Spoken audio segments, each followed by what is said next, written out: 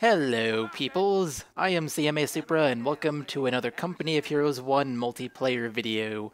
I am playing as the Americans. My opponent is playing as the Wehrmacht, which is one of the German factions, if you are not familiar with the game. And we are playing on Langres, my favorite map in Company of Heroes 1. So this game was quite an interesting one. There was a lot of back and forth action that happened. It was awesome. It was mostly infantry versus infantry, but there were a few tanks that showed up and also helped make it even more interesting. Also, towards the end of the game as well, who was going to win the game was sealed. Either I was in my opponent's base, or my opponent was in my base. I'm not going to say which one was the case at the end of the game, but one of us was in the other person's base. So the fate of the game was sealed. And so I decided to have a little fun with my opponent, and it made it quite comical at the end of the game. So that was fun. But I'm not going to say anything more about this game. I don't want to spoil it for you guys. I think I've said enough to entice you guys to watch this already. So, like I said, I'm playing as the Americans, and for my start, I did a typical American start. I built a second engineer squad from the one that I started with, and then I built a barracks, and I got a rifle squad as my first unit from the barracks. I know in one of my previous videos where I played as the Americans, I said I was going to start building Jeeps a lot more often as the Americans. I haven't really been following what I said, even though Jeeps are just really, really good. I did actually strongly consider getting a Jeep as a second unit in this game, but I still decided against it because I wanted the capping power instead. But I did consider a Jeep, and I apparently don't listen to myself, because I said in a video that I would build Jeeps in every game I played as the Americans. But no, that doesn't happen. So we have our first engagement. It's Volksgrenadiers versus Riflemen, and neither one is shooting at each other because they're out of range. Oh, that was pretty funny to watch. I was just like, really? You're gonna sit in green cover over there, I'm gonna sit in this safe house over here, and neither one of us is gonna shoot at the other one because we're out of each other's range. This is funny. But then my opponent went ahead and backed up. I'm not sure where he took his Volk squad. I assumed he took it to the hay bales over at his cutoff point on the map. The hay bales that provide green cover over at that corner. And so I just decided to, instead of falling into his trap where he has green cover and will own my rifle squad if I go charging to him, I decided to just capture the munitions point over there. Here we have another funny moment in this video. So it's engineers versus pioneers, and there's an MG42 setting up. It is so close to being balanced, but the MG42 took it over, and I did not expect the MG42 to do that much damage, so I lost my engineer squad. And here is another engagement between engineers and pioneers. I can't believe I didn't kill that other pioneer squad. If only the MG42 had not been there, it would have been a 50-50 chance of winning, but the MG42 just ruined my chances of winning. So we have an engagement between Volksgrenadiers and my rifle squad over in the middle of the map. I was trying to cut off my opponent from the right side of the map. On the far right, I do have engineers who just fought off some pioneers and are going to capture a fuel point and a victory point once they're done with that. I send another rifle squad in the middle to assist my first rifle squad, and then I see the MG42 from the left side is now setting up. So I put my riflemen in green cover in front of the MG42. Probably not the smartest thing to do, but as soon as my opponent retreats his Volksgrenadier squad, I retreat both my riflemen because I don't want to take unnecessary manpower damage. Manpower is the rarest resource. Over on the right side, I do plant a mine right in front of the fuel point, and then I have my engineers go to the opposite side of the fuel point and then start capturing the fuel point again.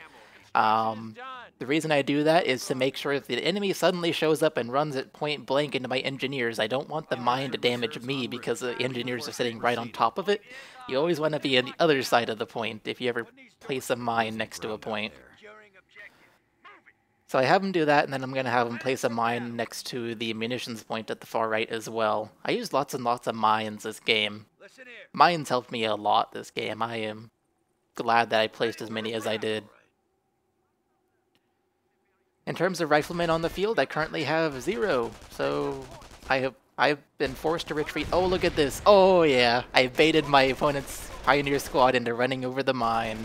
I wish I would have killed the whole squad. It is possible to do that with a single mine, but I still baited my opponent's Pioneer Squad to go there, and so he lost manpower that I believe I did not lose. Well, okay, now it was a loss for me, but at least I got his fuel point, so I'm temporarily getting fuel at the cost of 2 men in my in my Engineer Squad. Not my Pioneer Squad. I am not playing as the Wehrmacht. I have now bought BARs. I think I actually bought them quite a while ago, but I have BARs. That's just something I almost always do with the Americans. Every once in a while I do go for an M8 before BARs, but most of the time I go for BARs because it just helps so much against my opponent, and I feel like in Company of Heroes 1, if you can win the early game, you'll win the rest of the game. And so I always try to have a manpower advantage over my opponent in the early game, make it so that he doesn't have very many squads, so that he can't go out and capture points very easily. He won't have very many fuel and munitions coming in, and his manpower will also be hurting because of the damage the BARs do. And so I feel it's worth doing it, unless you think your opponent can counter them. In that case, you should always go for an M8, but I didn't think my opponent could counter my BARs in the beginning here, so I figured, let's go for some BARs, and then once I reach 50 fuel, I decided to build a supply yard. Because eventually I'm going to take up to tier 3 and get an M8. We have a threat to our victory point. In terms of fuel points right now, my opponent has the one on the right and the one on the left, but the one on the left is not connected to his base, so he has 1 fuel point giving him fuel income right now. It is always good to monitor that.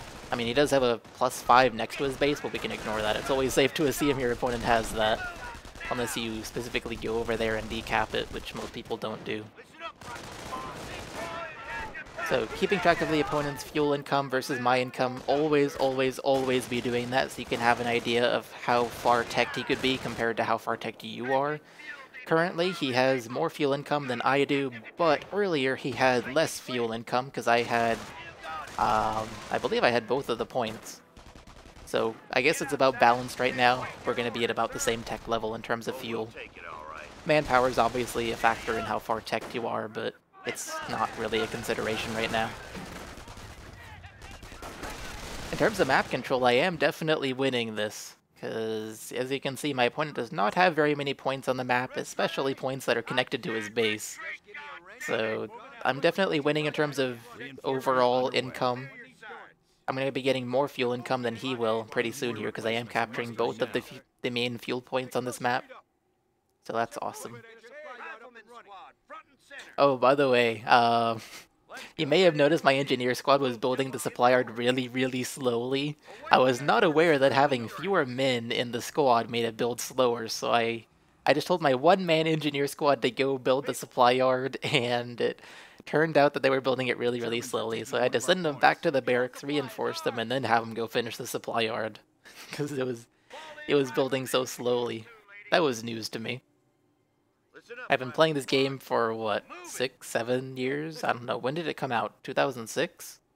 So, 7 years and some change. And I still didn't even know that fact. Alright, we have a major engagement here. There is an MG shooting at my right rifleman squad. I put the left one in a building so that they can have a lot of defensive bonuses against whoever they are getting shot at by.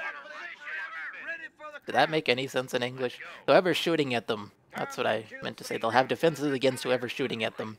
But the people who were shooting at them retreated. I believe one squad retreated and another one just backed away towards the opponent's base. So, they're sitting in the building, doing nothing now. I have so many rifle squads to micromanage right now, even though there's battles going on. Although I guess there's really not much battling going on. Ooh, can I kill this Pioneer squad? I did cut them off. I cut them off on their retreat path because I went between them and their base and went to go shoot at them. But the Pioneer squad does get away. At least I did more damage than if I would have come from my side of the map. Okay, so now there's a major engagement going on near the munitions point on the right side of the map. I believe that's a +10 munitions point. One's +10, one's +16. I can never remember which one's which. I always have to check, but I believe that this is the +10 munitions point here. So my opponent has an MG42 shooting at one of my rifle squads. I have another rifle squad in a building to the far right there. And the goal with that rifle squad sitting in the building was hopefully they'd be able to shoot at my opponent, but that's not the case because my opponent has managed to get outside of their range. And so I had to take him out of the building, get behind the MG, and discover that my opponent actually has a decent number of squads here. So I used suppressive fire on his squads. I have another rifle squad over at my opponent's cutoff point that I had just captured. I have one rifle squad acting as bait for the MG42, so it doesn't turn around on me. But I had to retreat that squad, and now my opponent only has an MG42 there because I had to make his other squads retreat, or I made his other squads retreat. And I also have an M8 on the field, because while all of that was happening and while I was micromanaging all of my squads, I built Tier 3, the motor pool, and bought myself an M8 without me even realizing it as I'm commentating this. So there's now an M8 on the field, and I'm buying both the upgrades, side skirts before the MG, but I'm buying both, because it's worth getting both. Side skirts are pretty much required as well. So, as you saw, I just picked the Armored Company, and that was so my M8 could capture points, which is not really the biggest reason to get Armored Company. It's not the most useful of things, especially if you intend to only build one M8. However, I decided I would do that, and then I'd also go for a Calliope, because currently I have both of the field points. They're both connected to my base. My opponent is cut off from pretty much the entire map. He is lower on manpower, especially now that I've killed another Pioneer squad. And so overall, I am winning. I have more map control, I have more manpower. I feel like my opponent is going to be very, very low on teching. And so I decided to go Armor Company and get a Calliope, because hopefully I can do something against my opponent's MGs, because they're inevitably going to be an issue for my rifle squads, no matter how much flanking I try to do. And the M8 will have some trouble against packs that show up, because my opponent has obviously gone Tier 2. He has Volt Grenadier squads. It's no secret that he's gone Tier 2. Look at this nice flank. I nicely flanked the first MG, and then, oh, there's a second MG. Alrighty then. Well, let's put this one rifle squad that's next to the hay bale, behind the hay bale, so they're in green cover and hopefully won't be suppressed, and then have them focus fire on the front MG42. Hopefully I'll be able to kill the min on the 42. On the MG. And I do! There we go! The men are dead on it. And I have the M8 behind my opponent's second MG, just shooting at the MG. I know my opponent had two Panther-Shrek Grenadier squads over there, but I was not really worried about them. I was more worried about the pack, because I was outside, I was like at the far end of the range to be able to shoot at his MG. If he wanted to kill my M8, he would have to deliberately send a Grenadier squad over to the M8, or he would have to use a pack, which the pack would be much easier, and I'm sure he was expecting an M8 eventually, so he would have built the pack. And in fact, he did build a pack and damaged my M8 slightly, so I had to back up my M8. And now I'm using the M8 to place a mine over between the strategic point and the fuel point at the left side of the map. Listen up, engineers ready to roll. Build myself a triage center. Oh! Oh, that was awesome. I killed one Pioneer man there, and the other man ran over the mine, and that whole squad is now dead.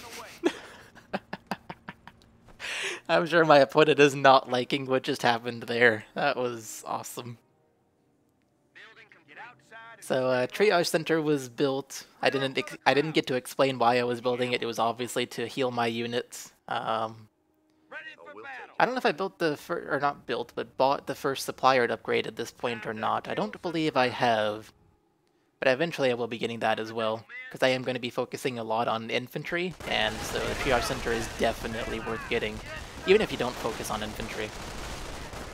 But, yeah.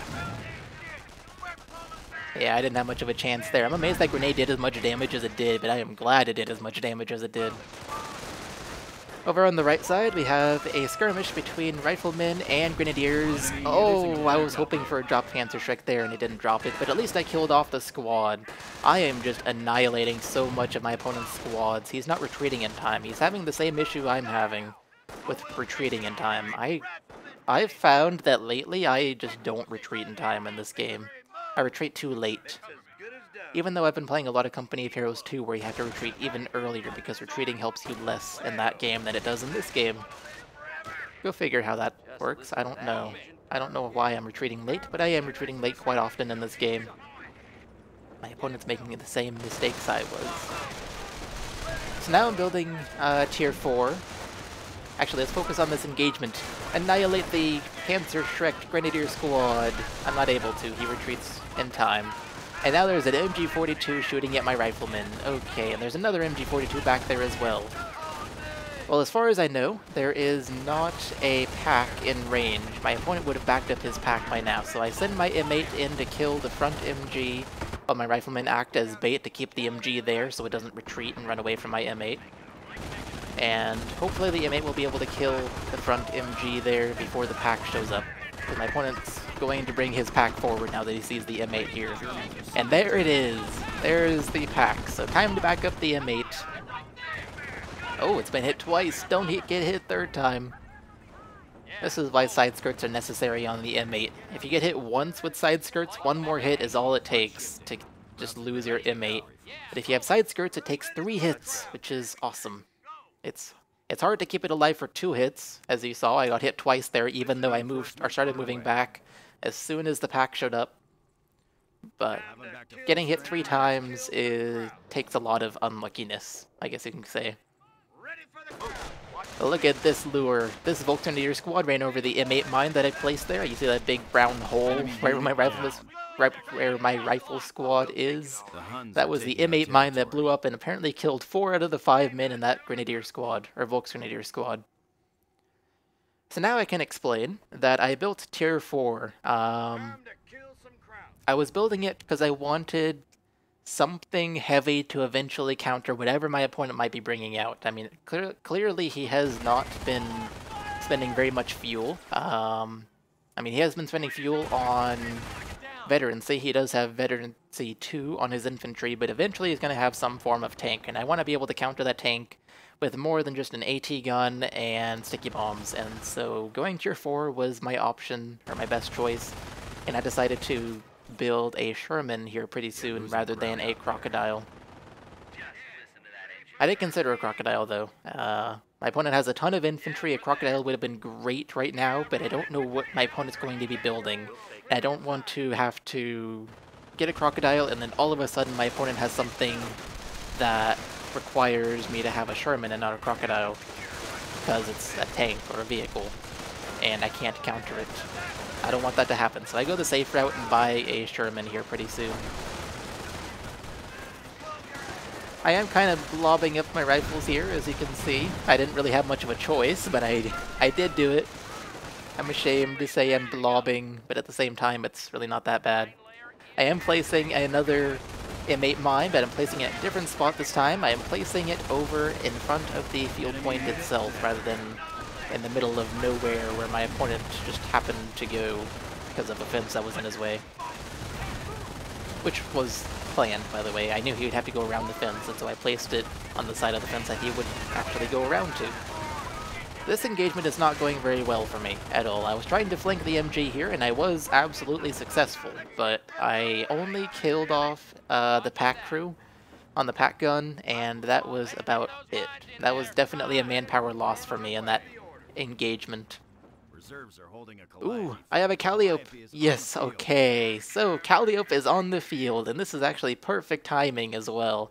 Because my opponent, as you saw, has quite the defensive position going on. He has built a med bunker, he has multiple MGs, he has gone defensive doctrine. Oh, my opponent saw me lay this M8 mine, that's why I didn't kill anyone. So yeah, he's gone defensive doctrine, as you can tell, because he's reinforcing from his med bunker. So, yeah.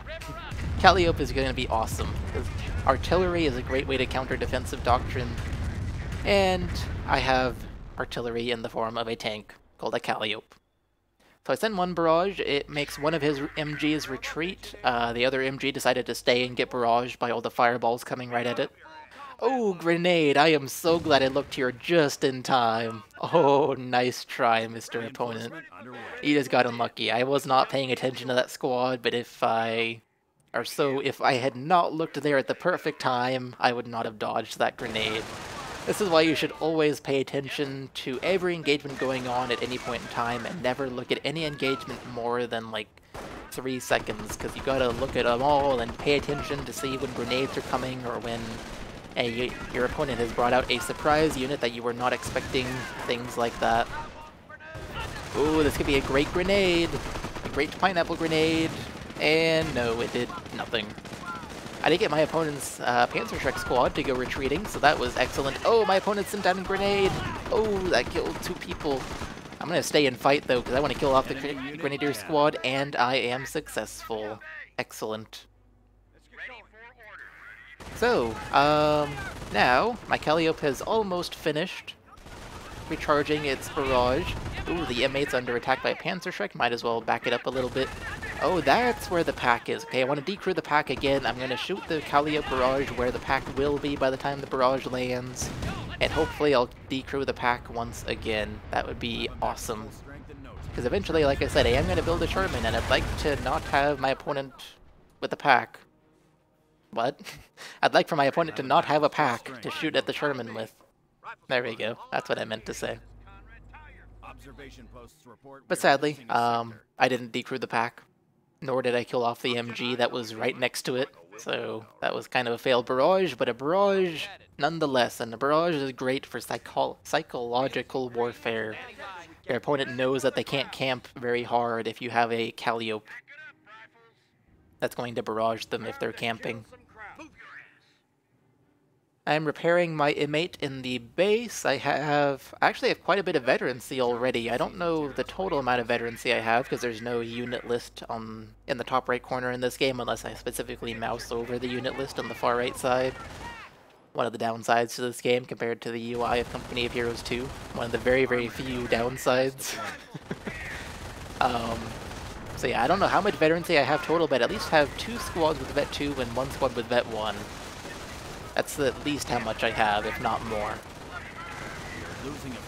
Calliope barrage is not yet recharged, and oh, this Grenadier squad ran over another M8 mine, killed 2 of the 4 men that were luckier than the Volksgrenadier squad from before, but I still managed to kill off the Grenadier squad because my opponent is just focused in the middle of the map here.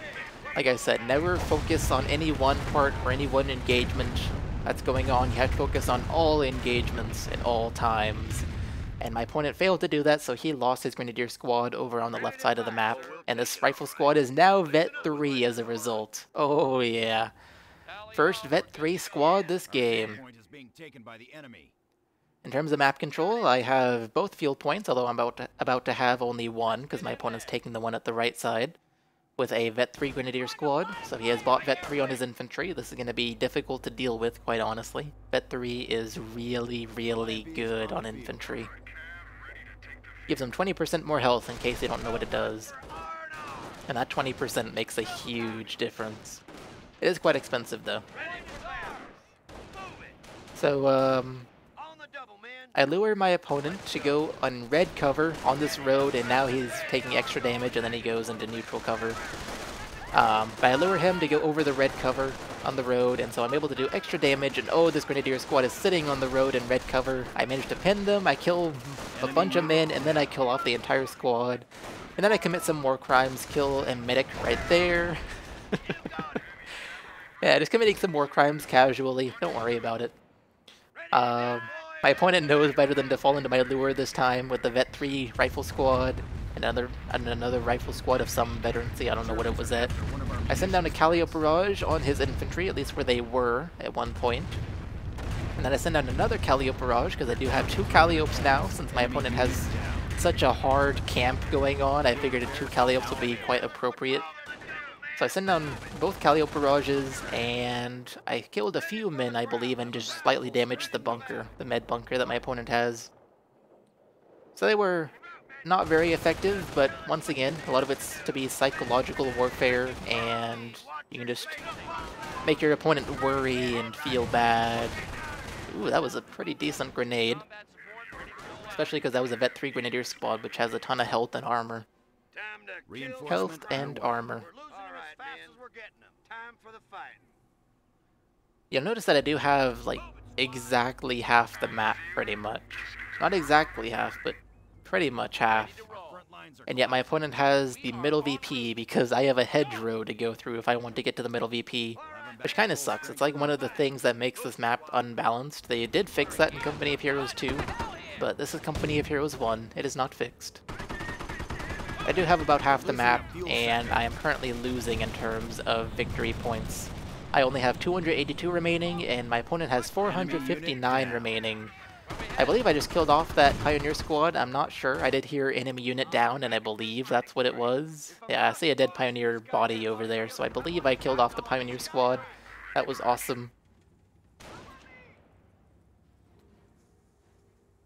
Another Calliope barrage is going down. I had to figure out where I wanted to put it, and I'm going to send down the other one as well, near the med bunker. And hopefully I'll be able to do a whole bunch of damage to my opponent. And oh, look at that! My opponent has an MG42 way at the back, and the MG42 is dead. So that's a good indication that my opponent is actually really worried about my Calliope barrages. He is moving his whole defensive line backwards, closer to his base. So he is definitely worried about my Calliopes. Oh, let's commit some more war crimes. Kill off the medic that was right there. Come on, commit the war crime. There we go, medic is dead. So yeah, as I was saying, my opponent is actually worried a lot about my Calliopes, especially now that I have 2 of them. So this is good. My opponent is worried. Even though I'm not killing very much, well, I guess that barrage actually did kill quite a bit of infantry, but the previous 2 barrages did not do very much. So despite the fact that they didn't do very much, my opponent is actually still worried about them, which is excellent for me.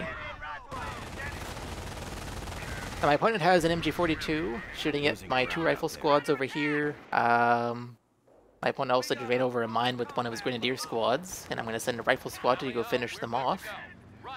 My opponent does have a pack as well over near the med bunker that I saw a little bit earlier when I was talking about the MG. So I know my opponent has a pack over there, and I should not go charging forward with a Calliope or a tank. Charging forward with the Calliope would just be plain stupid. The Calliope should not be used like that. It only has a hull machine gun. What's it gonna do, right? But I shouldn't go charging forward with the tank, is what I keep in mind to myself, because my opponent does have the pack there, and he does keep recruiting it. He knows tanks are going to be an issue here pretty soon. So, for the first time in quite a while this game, I actually have 2 victory points in my favor. My opponent is now losing victory points. This is good. I'm still losing overall in terms of raw number of victory points remaining, but in terms of map control and number of victory points held, I do have the winning factor here. Let's commit some more war crimes. There we go. Medic is dead. War crimes are fun. Remember that, everybody. War crimes are fun.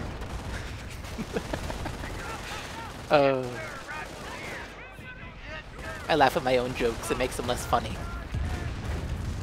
There we go. Calliope barrage on my opponent's MG42. I watch it, and this MG42 appears to be just invincible. All the rockets go around it. It doesn't care that rockets are exploding all around it and causing fire and burnt, scorched earth. Yeah, it doesn't care. It's a very, very brave MG42 squad. This is not a good engagement for me to be in. Let's see if I can change the tide. I'm going to use suppressive fire, and I'm going to throw a grenade on whichever squad I can. I managed to pin this Grenadier squad, so let's throw a grenade on it and try to kill it off while the Volksgrenadiers actually do the shooting at me. Luckily, the Volksgrenadier squad is weaker than the Grenadier squad is, so it was perfect that I pinned the Grenadier squad. It was just by chance as well. I didn't focus fire as far as I know. I am sending in some more riflemen over here, and his Grenadier squad retreats because he sees the additional riflemen coming in. I throw a grenade on the Volksgrenadier squad while the other riflemen charge in. Oh, he is down to 1 man. That was an extremely lucky grenade on a Vet 3 squad, and the Volk squad is dead. Oh, here comes a medic. Commit some more war crimes as well as on the other medic. There we go. 2 medics down. War crimes are fun, everybody. Now let's go chase down this pack. And I'm going to shoot down, or send down, a Calliope barrage on this MG42. Hopefully it will kill the MG42 this time. And another Calliope barrage on the medic bunker itself, where my opponent has a bunch of infantry. Now I have built a Sherman. Well, I'll talk about that in a little bit here. Let's watch these barrages come down. And hopefully I don't kill my own rifleman. Good, I didn't. The med bunker is dead. That is excellent. My opponent will have to spend an additional 150 manpower and 50 munitions to get that back up and going. So now I can talk about the fact that I have built a Sherman. So, like I said, my intention when I built Tier 4 a long time ago was to build a Sherman, and I have finally built the Sherman. I have the MG40, or the 50 cal upgrade on top, the MG upgrade, so it'll do quite a bit more damage to infantry, and I'm also buying the flail mine, the mine flail thingy. I don't know, it's whatever the thing is that spins on the front with chains, and the chains are supposed to hit mines and detonate the mines so that the Sherman doesn't take damage. It's whatever that thing is. I believe it's a mine flail. So I get that thing, you can see it sitting there, and this thing, if you've never played this game or never used the mine flail, this thing is awesome. What it does is it slightly slows down the Sherman, so the Sherman will move slower, but when you have the flail glowing, which is when the Sherman slows down, you can easily run over infantry, like really, really easily run over infantry, because infantry do not pathfind with the mine flail. It's a bug in the game, and so if you have the mine flail going, they won't try to go around the mine flail or run away from it. They'll run away from the tank when the tank gets close, but that's when the tank is like at point blank on the infantry. And so they'll just stand still and get hit by the mine flail, and all of my opponent's infantry will just die. It is one heck of an awesome thing, and it's so awesome to watch the infantry die to the mine flail. They get like grinded up, and blood spurts out. It is awesome. Do I sound like an insane person? Maybe I do. If I do, then I am insane. So, I'll be having some fun with this mine flail here pretty soon. The difficult thing with the mine flail is just that you have to get close enough to your opponent's infantry to actually run them over, which is hard to do when your opponent has a pack, because the Sherman is actually not that strong of a tank. It doesn't have much health. I believe 4 shots from a pack will kill it, 4 shots from a pack or a Panzerschreck, and so because my opponent has a pack and he has plenty of Panzerschreck squads, I know that I can't go charging him with the Sherman quite yet, and so I charge him with a bunch of rifle squads, with a lot of veterancy, 1 Vet 3, 1 Vet 2, 1 Vet 0, 1 Vet 1, another Vet 3, so I have 2 Vet 3s. Yeah, lots of veterancy going on and lots of rifle squads going on. I kill off my opponent's Pioneer squad here, I believe. No, it actually gets back to his base, but I am shooting at his Volksgrenadier squad, and then I focus fire on the MG42. The MG42 cannot win against this mini rifle squad. Don't even try, guy. Oh, wow. So his pack is dead. I've forced a retreat on some of his Grenadier squads, at least the one with the Panzerschreck, and now I'm deploying the mine flail, and it's starting to spin, and I'm going to run over my opponent's infantry, because at this point my opponent has pretty much lost the game. Let's see what I can do in terms of running over his infantry. I've actually killed quite a lot of infantry already with the Sherman. I think it was at 13 kills, if I'm not mistaken. No, it's at 9 kills. Already 9 kills, despite having just entered the battlefield and gotten into combat. This is a golden blob of enemies. Oh! Oh yeah, this thing is fun to play with. If you can ever do this to your opponent, this is so much fun. Uh-oh, there's a Panzerschreck squad behind my Sherman and in front of my Sherman. Okay, main gun is destroyed. I still have the mine flail, which I have actually deactivated, but yeah, there goes my Sherman. That was fun while it lasted. That was so much fun, and the Sherman definitely paid for itself. I have tons of manpower and fuel, and it definitely made up the manpower cost that it cost me to build it. And I can ignore the fuel cost, so it definitely made up its own cost. I take my opponent's pack from him because I want to destroy this bunker, and I currently have nothing to do that with. I lost my Sherman. I can use the M8, but the M8's not going to do it very fast, so I take the pack, and hopefully the pack will do a good job killing the bunker. Remember, my opponent has gone with Defensive Doctrine, and he has chosen the ability that gives his bunkers increased health. So killing the bunker will take quite a while. Yeah, look at how little damage the pack is doing. So now that my Sherman is dead, my opponent actually has the ability to come back and try to kill my M8s, my crocodiles, kill anything he really wants to. because I don't have the ability to do anything against his infantry. All my rifle squads have retreated, I believe. Yeah, I believe they have. And my Calliopes only have hull machine guns that do practically nothing, and so my opponent could definitely try to kill my tanks. And I was fully aware of that, and I was fully aware of how much manpower I was floating as well. I believe I was at like 1100 manpower, which is crazy. That's crazy to be floating. And so I bought myself a Pershing, because I had also just unlocked it. So Pershing is on the field. I have a Pershing, I have 2 crocodiles, I have an M8. Those are things my opponent can just not counter with his Panzer Shreks. He doesn't even have a pack anymore, although he might build one here. Ooh, there goes a full Grenadier squad. That was awesome from a single shot with the Pershing. I do send down 2 barrages on the med bunker, so that is the 2nd med bunker destroyed, and my opponent has definitely lost the game at this point. He's fully aware of it. He says GG. I respond with GG because it was a GG. Especially towards the end there with that mine flail on the Sherman. I lost the Sherman, and my opponent may have even salvaged the wreck with his pioneers to get munitions out of it, but that was still totally worth it. That was so much fun with the mine flail. So, game is over. My opponent said GG. In terms of kills for my Calliopes, they both actually had 17 kills on infantry. One also had a building kill, which I believe was a bunker. So that was awesome. I'm amazed that they had the same number of kills, because I called them in at very different times in the game, but they had the same number of kills, and they were at 17 each. In terms of veterancy on rifle squads, I had 2 Vet 3 rifle squads and 2 Vet 2 rifle squads, so that was quite awesome, and definitely necessary against my opponent's Vet 3 infantry. Because the Wehrmacht can buy infantry, or buy veterancy, and keep it permanently no matter how many squads they lose.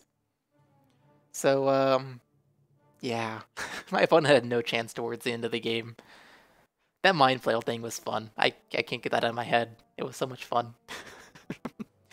Anyways, guys, that's going to do it for this video. I hope you all enjoyed it, and I will see you all in the next video. Bye, guys.